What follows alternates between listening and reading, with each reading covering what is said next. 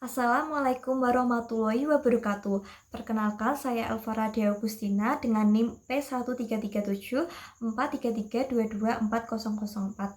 Saya dari Program Studi Sanitasi Lingkungan Program Sarjana Terapan dari kelas 1C. Di sini saya akan menjelaskan materi yang berkaitan dengan mata kuliah perundang-undangan dengan topik ataupun judul Hukum dan Penerapan Hukum di Bidang Kesehatan. Apa sih itu hukum? Hukum merupakan peraturan yang dibuat dan disepakati secara resmi, secara tertulis maupun tidak tertulis untuk mengikat perilaku masyarakat dan dikuatkan dengan pemerintah. Dalam bidang kesehatan juga terdapat hukum kesehatan yang berarti ketentuan hukum yang berlangsung dengan pelayanan kesehatan di mana ada hubungan antara pihak pemberi layanan kesehatan dan masyarakat. Apa saja itu konsep dasar hukum? Konsep dasar hukum dibagi menjadi dua, yaitu subjek hukum dan objek hukum. Yang pertama adalah subjek hukum, adalah merupakan segala sesuatu yang mempunyai hak dan kewajiban menurut hukum dan mempunyai wewenang untuk bertindak dalam hukum. Subjek hukum terdiri dari satu, yaitu individu atau orang, dan yang dua adalah badan hukum yang terdiri dari perusahaan, organisasi, dan institusi. Yang kedua adalah objek hukum, adalah segala sesuatu yang berguna bagi subjek hukum dan menjadi pokok suatu hubungan hukum, karena sesuatu itu dapat dikuasai oleh subjek hukum. Objek hukum dapat terdiri dari barang bergerak dan barang tidak bergerak. Apa yang menjadi perbedaan dari hak, kewajiban, dan cakap hukum? Yang pertama adalah hak.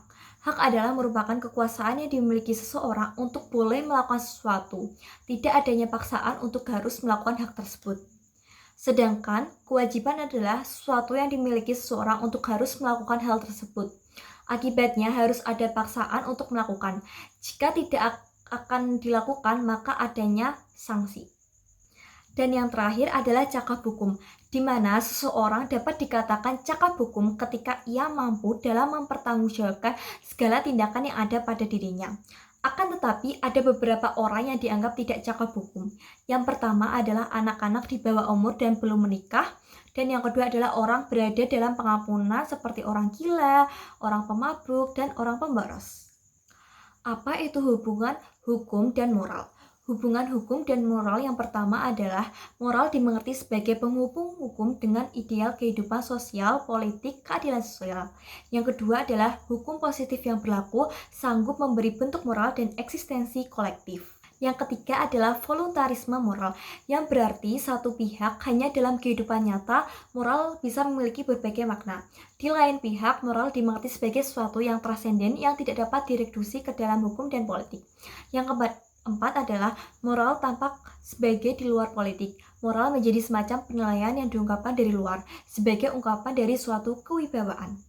Dan yang terakhir yaitu yang kelima adalah moral dianggap sebagai salah satu dimensi sejarah sebagai etika konkret, bukan hanya bentuk dari suatu tindakan. Sekian penjelasan dari saya. Semoga penjelasan dari saya bisa dimengerti dan menambah ilmu dari khalayak penonton yang menonton video ini. Saya ucapkan sampai jumpa. Wassalamualaikum warahmatullahi wabarakatuh.